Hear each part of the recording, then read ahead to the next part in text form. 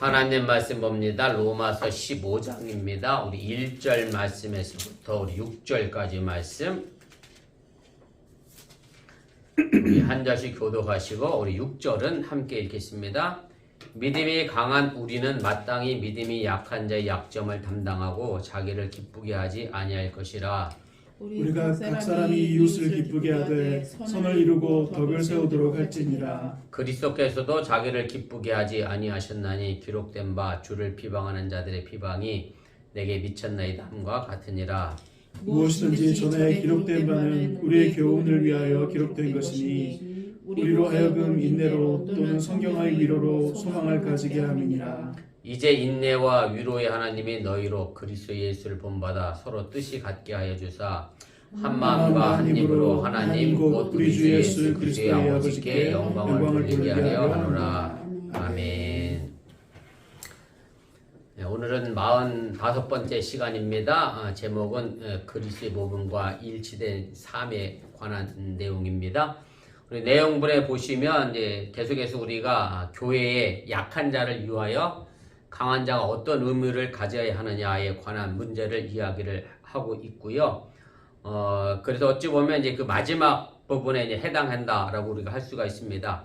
그래서 3번에 가로 동그라미 1번 상호 심판의 문제는 이제 믿음이 연약한 사람이 믿음이 강한 사람에 대하여 이제 비판하지 말 것을 이야기한 거고, 이제 두 번째 음식의 문제와 강한 자의 자세는 이제 반대로 믿음이 강한 사람이 믿음이 연약한 사람에 대하여 이제 포용하고 받아줄 것을 이야기하고 있는 것이고요.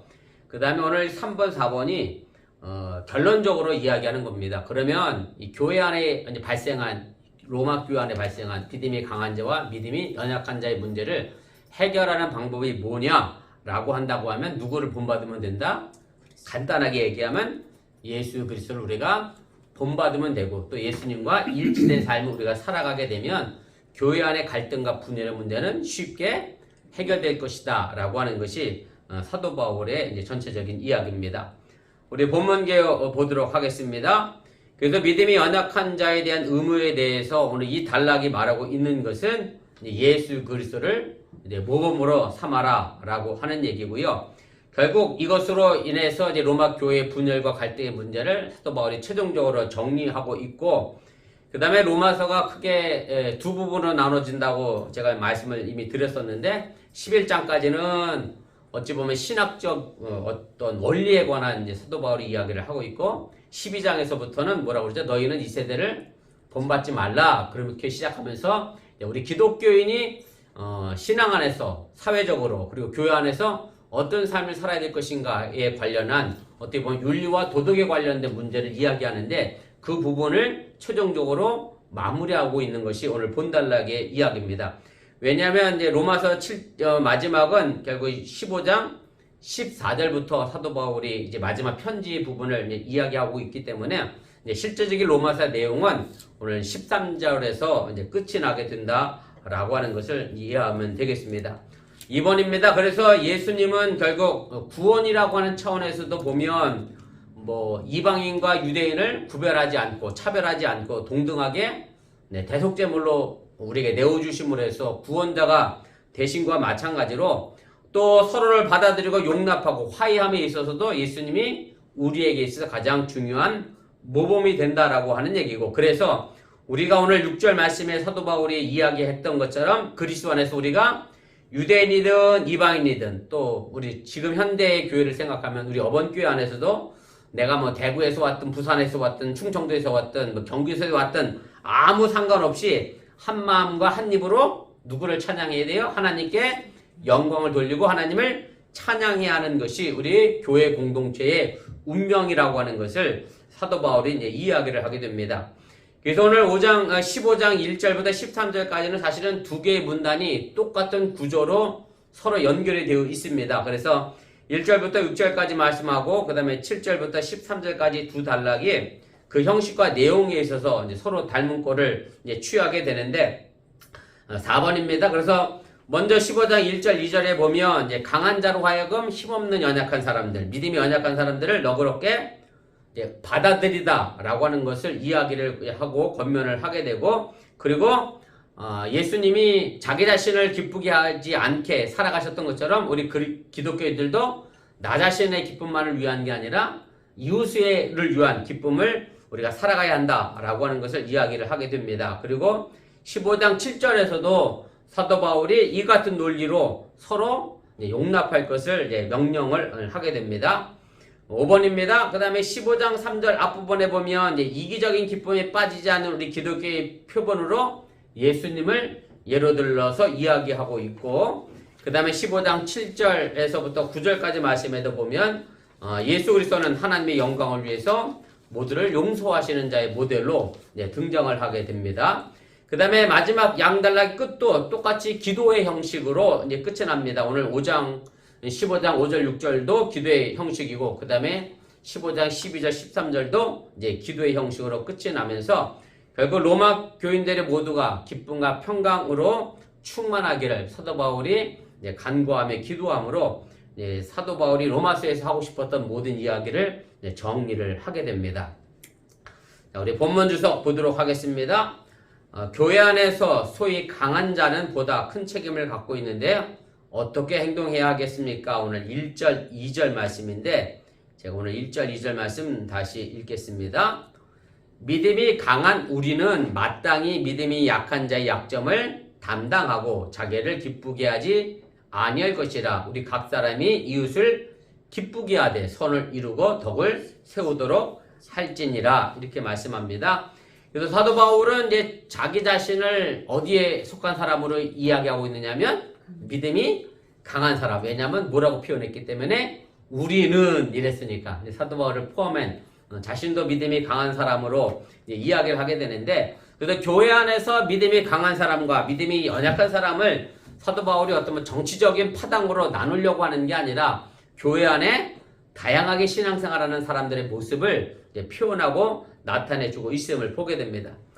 가로 2번입니다. 그래서 강한 자는 어떤 사람이냐? 이미 말씀드렸던 것처럼 힘센 자, 능력 있는 사람을 이야기하는 거고, 물론 신체적이나 물리적 힘을 가지고 있는 사람을 의미하는 게 아니라 하나님의 믿음 안에서 또 예수 그리스도의 믿음 안에서 그 구원에 관하여 확실한 어떤 믿음과 신학적 지식을 가지고 정말로 흔들리지 아니하는 반석에 서 있는 사람과 같은 사람을 믿음이 강한 사람이다. 사도 바울이 이야기를 하게 되고요.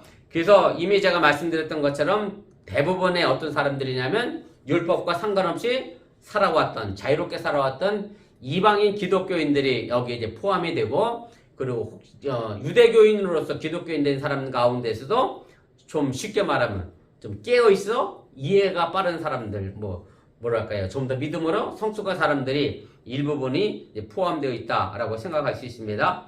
3번입니다. 약한 자는 말씀드렸던 것처럼 여전히 음식이나 날짜나 절기 문제 때문에 혹은 또 율법의 규정 때문에 매여 있는 유대인 기독교인들을 가리키는 거고, 또 거기에 동조하는 이방인 동조자들을 이야기하는 거고, 다시 말씀드리면 믿음이 한마디로 말해서 확실하지 않고 자식이 믿음의 체험이 없고 또 신학적으로도 지식으로도 연약하고 약한 사람들을 이야기하는 거고, 근데 사도 바울이 이런 부분을 이야기하면서 또 하나 생각한 것은 뭐냐면 로마 교회 안에 그래도 감사하게 믿음이 연약한 사람보다 누가 더 많았어요?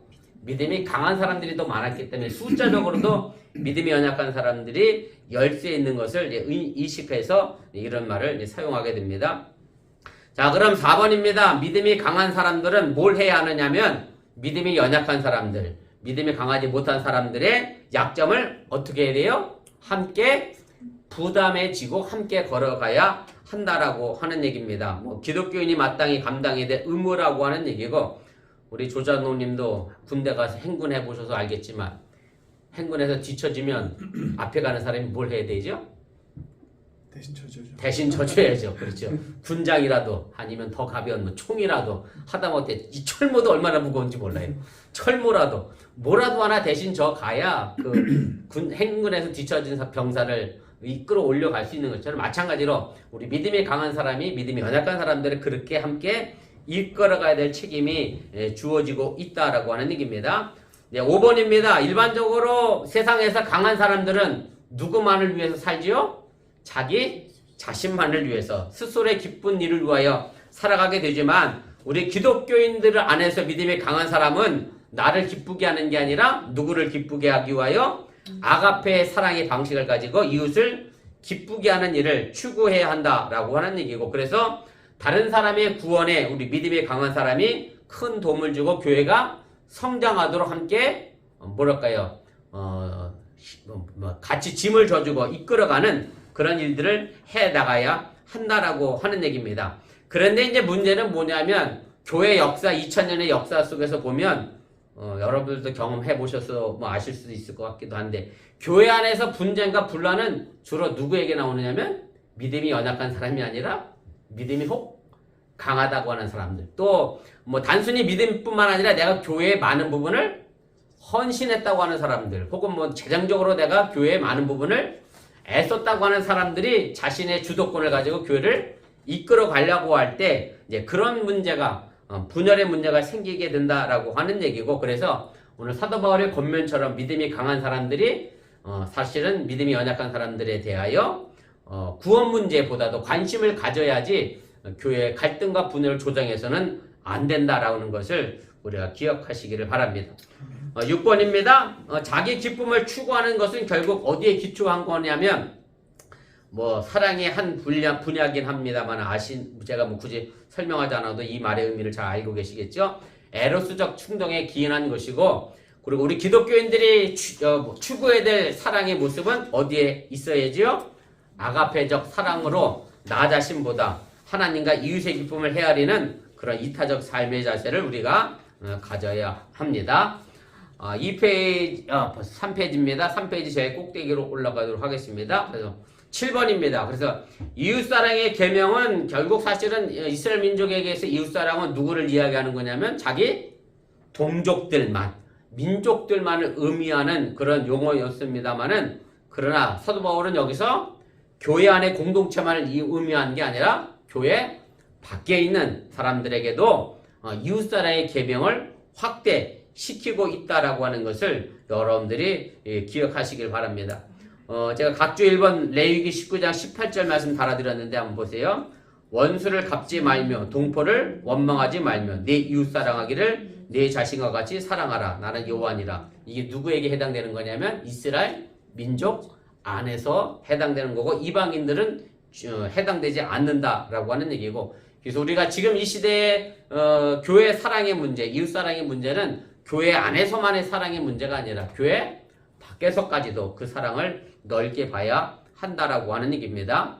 오늘 사도 바울의 믿음이 강한 사람들에게 요구하는 귀한 덕목 두 가지가 있습니다. 그것은 바로 선과 덕이라고 하는 덕목인데, 뭐 선이라고 하는 것, 덕도 마찬가지고 윤리적인 차원의 어떤 도덕적 차원의 유익의 문제가 아니라, 선은이라고 하는 것은 구원에 도움을 주는 행위를 이야기하는 거고, 덕도 마찬가지로 신앙 공동체, 교회를 튼튼하게 세워가는 일에 바로 그것이 덕을 세우는 것이다라고 사도 바울이 이제 표현을 하고 있습니다.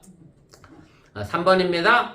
바울은 자신의 권면을 뒷받침하기 위하여 어떤 사실을 제시하고 있습니까? 오늘 3절 4절 말씀의 내용인데 함께 보시기 바랍니다. 그리스도께서 자기를 기쁘게 하지 아니하셨나니 기록된 바가 들어가 있는 얘기는 전부 구약 성경을 인용했다는 그런 의미입니다. 주를 비방하는 자들의 비방이 내게 미쳤나이담과 같으니라. 무엇이든지 전에 기록된 것도 그럼 뭐겠어요? 구약 성경을 이야기하는 거고, 우리의 교훈을 위하여 기록된 것이니 우리로 하여금 인내로 또는 성경의 위로로 소망을 가지게 함이니라. 이렇게 말씀합니다. 사도 바울은 그래서 3절에서 자신의 이 권면을 뒷받침하기 위하여 빌립보서 2장 5절부터 6절까지 있는 말씀을 통해서 예수 그리스도가 우리의 삶의 모범이 됨을 이야기를 하는 것이고, 그리고 우리도 예수 그리스도의 삶을 그대로 일치하는 삶으로 따라가야 할 것을 이제 제시를 하게 됩니다. 그러면서 오늘 인용된 말씀의 내용은 시편 69편 9절에 있는 말씀입니다. 각주 4번에 달아드렸는데 한번 보세요. 이렇게 되어 있습니다. 주의 집을 유하는 열성이 나를 삼키고 주를 비방하는 비방이 내게 미쳤나이다 라고 하면서 이 말씀의 의미는 이제 하나님을 섬기는 종의 태도에 관한 이야기를 하게 됩니다. 그래서 구약 성경에 나오는 주는 사실은 누구를 가리키는 거냐면 누구겠어요? 주인 대신 하나님을 의미합니다. 그래서 여기서 하나님의 집을 위하여 열심히 일하는 그 열성이 나를 충만하게 채웠고, 그리고 또 하나님을 비방하는 비방이 결국 누구에게 왔어요? 내게 왔다는 거죠. 하나님을 욕하는 것이 사실 하나님을 욕하는 게 아니라 신앙 안에 있는 우리에게 그 영향을 그대로 우리가 받을 수밖에 없다. 그것이 하나님의 참된 종의 모습이라고 하는 것을 이제 이야기를 하게 되는 거고, 그래서 하나님을 비방하는 이 적대자들은 물론 사도 바울 입장에서 보면 같은 유대 민족일 수도 있고 이방인일 수도 있고, 어쨌든 그런 비방 속에서 그 비방을 전부 자신이 그대로 들었고 감당했다는 것에 관하여 사도 바울이 이야기를 하게 됩니다. 그리고 사도 바울이 이제 이 구절과 연결시키면서 예수님께서 자기를 기쁘게 하지 않으셨다라는 것을 분명하게 이제 보여주게 됩니다. 사실은 이것은 제가 거기 보세요. 제가 각주 2번, 3번 빌립보서의 내용을 적어드렸는데 2장 6절부터 8절까지 말씀의 내용입니다. 함께 보겠습니다. 너희 안에 이 마음을 품으라. 곧 그리스도 예수의 마음이니 그는 하나님의 본체시나 하나님과 동등됨을 추구할 것을 여기지 아니하셨다. 그리고 오히려 자기를 비워 종의 형체를 가지시고 사람들과 같이 되셨고 사람의 모양으로 나타나시고 자기를 낮추시고 죽기까지 복종하셨으니 십자가에 죽으셨다. 그래서 예수님께서 보여주셨던 이 신앙의 본, 하나님과 같은 위치에 있었던 분이지만 자기를 낮춰서 우리를 섬기기 위하여 오셨고, 그리고 죽기까지, 십자가에 죽기까지 복종하셨다고 하는 그 삶의 모습을 결국 예수 그리스도 안에 있는 믿음이 강한 사람들이 본받고 따라가야 될 중요한 모범이라고 하는 것을 사도 바울이 이야기하고 있음을 기억하시기를 바랍니다. 가로 4번입니다. 그래서 여기서 바울이 강력히 주장하고 있는 것은 뭐냐면 결국 우리가 그리스도께서 보여주셨던 삶과 일치된 삶을 우리가 살아가야 할 것을 아주 강력히 주장하고 강조하고 있음을 여러분들이 깨달으시고 또 여러분들이 그런 삶을 살아낼 수 있기를 주님의 이름으로 부탁을 드립니다. 우리 4페이지 제일 위로 올라가겠습니다. 그래서 4절에 있는 말씀은 이제 사도 바울이 왜 3절에 있는 시편의 말씀을 인용하게 됐는가를 설명해 주는 내용입니다. 4절 시작이 이렇게 돼 있어요. 무엇이든지 전에 기록된 바는 우리의 교훈을 위하여 기록한 것이니. 그래서 이미 성경에 기록된 말씀들, 구약 성경에 기록된 말씀들은 누구를 위하여 기록한 것이에요? 우리를 뭐하기 위해서?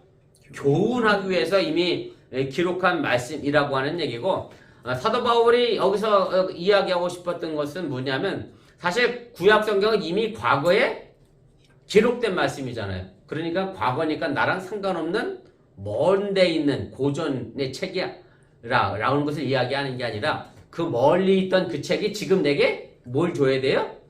교훈을 줘야 되는 거예요. 교훈을. 그래야 그 성경이 내게 의미가 있는 거죠. 2000년에 기록된 이 복음서가 2000년 전에 기록된 거와 나랑 살고 있는 현재와 동떨어져 있으면 그 성경은 내게 아무런 능력이 되지 못합니다. 과거에 기록된, 오늘 사도 바울 표현대로 이야기하면 이전에 기록된 그 말씀이 지금도 내게 그대로 영향을 주고 교훈을 미친다라고 하는 현재적 의미로 인용하고 있다라고 하는 얘기고, 사실 이 부분은 이미 앞서 로마서 4장 23절 24절에도 사도 바울이 이 이야기를 했습니다. 제가 각주 5번에 달아드렸는데 보세요. 그에게 의로 여겨졌다 기록된 것은 이제 창세기에 나와 있는 기록된 말씀이죠. 아브라함만 위한 것이 아니고 의로 여기심을 받을 우리도 위함이다. 그래서 창세기에 무슨 말씀이 기록됐냐면 하나님께서 아브라함의 자신을 믿은 걸 가지고 아브라함의 의로 여기셨다라고 얘기했어요. 그래서 그 아브라함이 하나님을 믿은 그 믿음이 아브라함에게는 적용된 게 아니라 지금 하나님을 믿는 우리에게도 그대로 적용되고 현재적으로 의미를 우리에게 부여한다라고 이미 사도 바울은 이야기를 했다라고 하는 얘기입니다. 가로 6번입니다. 바울이 성경을 그래서 현재적 의미로 해석하면서 특별히 강조하고 있는 것은 뭐냐면 소망의 메시지입니다. 오늘 이 4절 말씀에 보면 이렇게 돼 있어요. 제가 그 뒷부분 읽게요. 교훈을 위하여 기록된 것이니 이렇게 놓고 우리로 하여금 인내로 또는 성경의 위로로 뭘 가지게 하기 위함이다?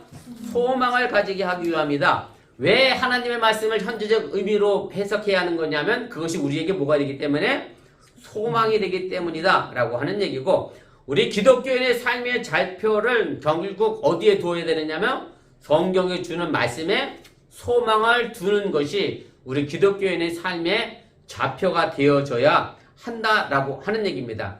왜냐하면 사실은 우리들의 미래가 뭐하기 때문에 예측할 수 없는 뭐랄까요? 정해지지 않는 미래이기 때문에 그렇습니다. 내가 예측한 대로 내 미래가 그대로 움직인다라고 하면 굳이 내가 성경에 소망들 이유가 없잖아요. 여기에 보면 그래요. 제가 썼습니다. 보세요. 인간의 역사를 통해 장담해온 진보나 향상이나 발전이나 보다 나은 삶의 미래가 결국 우리가 뭐인 거예요? 확실한 게 아니라 전부 불투명하지요. 확실하지 않습니다. 그래서 우리에게 가장 확실한 것은 뭐냐면 이미 하나님이 말씀을 주신 이 성경이 우리 기독교인들에게 가장 중요한 소망이고 그 말씀대로 우리들의 삶에 그대로 나타나고 이루어지기 때문에 세상의 발전에 대한 소망이 아니라 하나님의 말씀에 대한 소망을 둬야 한다라고 하는 것을 사도 바울이 이야기를 하게 됩니다. 그러면서 이 소망을 이루기 위하여는 결국 뭐가 필요하죠? 우리에게 인내가 필요하다라고 하는 얘기고, 왜냐하면 어떤 말씀은 지금 내 상황과 전혀 상관이 없기도 하고 그리고 내 상황과 전혀 어울리지도 않는 말씀이 분명 있습니다. 그럼에도 불구하고 그 말씀은 오랜 시간 동안 인내를 두고 우리가 따라가다 보면 어떻게 돼요? 그것이 우리들의 삶의 현실에 나타나게 된다. 그래서 히브리서 11장에 있는 말씀의 내용처럼 믿음은 바라는 것들의 실상이요 보지 못하는 것들의 증거가 된다라고 하는 얘기고, 그래서 고난의 상향을 견뎌낼 때 성경의 말씀은 바로 우리에게 위로가 되고 격려가 된다라고 하는 사실을 여러분들이 깨달으시기를 바랍니다. 4번입니다. 이제 마지막 5절 6절인데 기도의 형식, 기도문으로 끝마쳤다라고 제가 말씀을 드렸죠. 그래서 5절은 바울의 관심사가 표현되어 있고 6절은 바울이 소망하는 것의 결과가 나타나게 되는데 각각 그것이 무엇이냐라고 하는 문제입니다. 제가 5절 6절 다시 읽겠습니다. 함께 보세요. 이제 인내와 위로의 하나님이 너희로 그리스도 예수를 본받아 서로 뜻이 같게 하여 주사 한 마음과 한 입으로 하나님 곧 우리 주 예수 그리스도의 아버지께 영광을 돌리게 하려 하노라. 아멘. 그래서 사도 바울이 로마 교회에 바라고 있는 최대의 관심사는 뭐냐면 서로 뜻을 같이 하라. 이것이 결국 사도 바울이 앞서서 얘기했던 모습 그대로 계속해서 강조하고 있는 그런 내용입니다. 로마서 12장 16절 18절 말씀에도 이미 기록된 얘기인데 각주 6번입니다. 한번 보세요.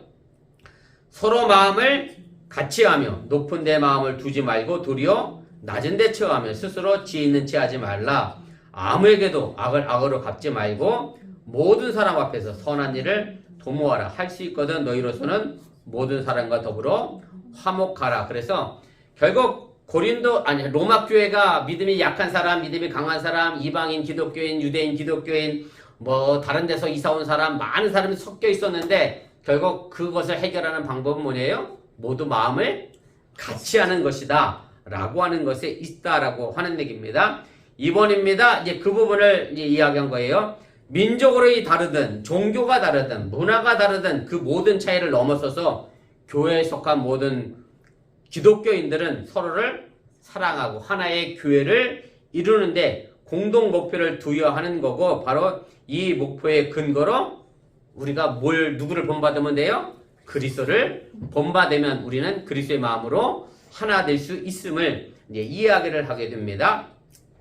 3번입니다. 그래서 이것은 이제 그리스도의 모범적인 삶을 따르라고 하는 것을 의미하는 동시에 또 예수 그리스도가 보여주셨던 뜻과 의지를 염두에 두고 있는 얘기고, 그래서 성경에서 가르치고 있는 가장 중요한 기준은 뭐냐면 모든 행동과 삶의 모습이 어디에 근거해야 돼요?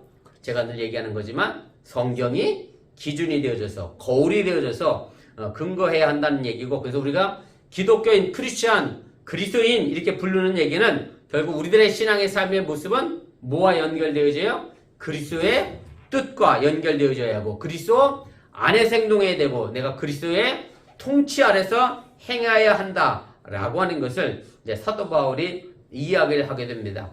자, 그럼 그렇게 하나 된 사람들이 결국 뭘 해야 하느냐면 오늘 6절에 있는 이야기인데 이게 참 중요합니다.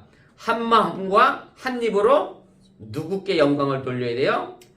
하나님 아버지께 영광을 돌려야 한다라고 하는 얘기입니다. 그래서 하나됨이 정말로 진정하게 보여줄 수 있는 가장 중요한 지표는 뭐냐면 예배의 시간 속에서 이루어지는 일이라고 하는 얘기고 우리가 한 마음 한 목소리로 찬양함으로 그것이 표현되어지고 증거되어져야 한다라고 하는 얘기고 신앙 고백에 있어서도 마찬가지고 또 예배의 모험에 있어서도 마찬가지고 마음과 입술이 같이 움직여져야 그것이 정말로 중요하다라고 하는 얘기입니다. 그래서 참 이게 어려운 말씀인데요. 제가 4번 가로 4번 제일 끝에와 5페이지 제일 위에 말씀에 쓴 내용이 이거예요.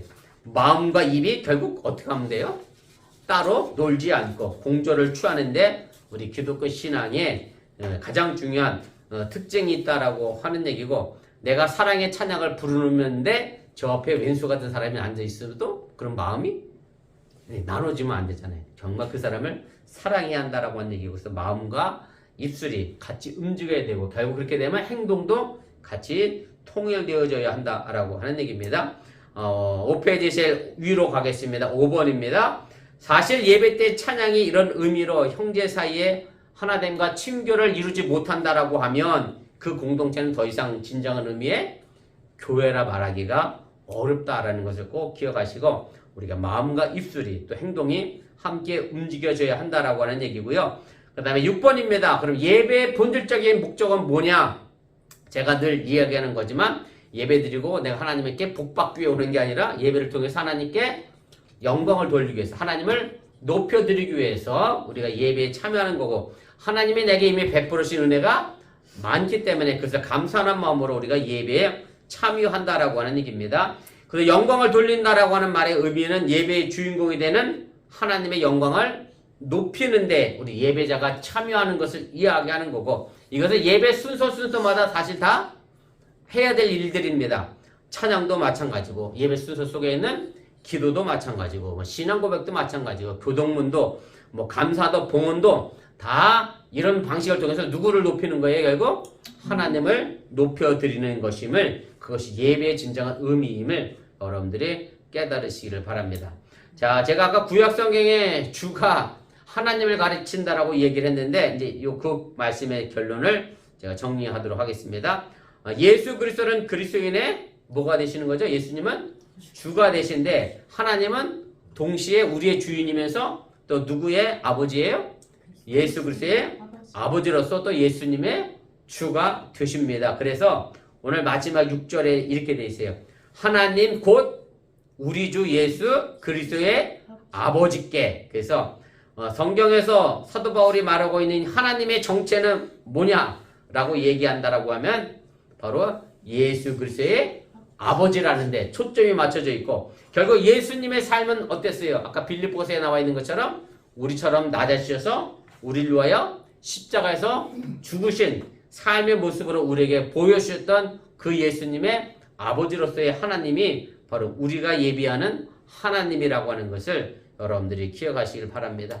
이제 2023년도에 우리 어번교회가 말 그대로 믿음이 강한 자든 연약한 자든 대구에서 왔든 부산에서 왔든 경기도에서 왔든 다 하나 되어지고 통합되어지고 한 마음 한 입으로 함께 하나님을 높이고 찬양하는 귀한 한 해가 될 수 있기를 주님의 이름으로 간절히 또 축원을 드립니다.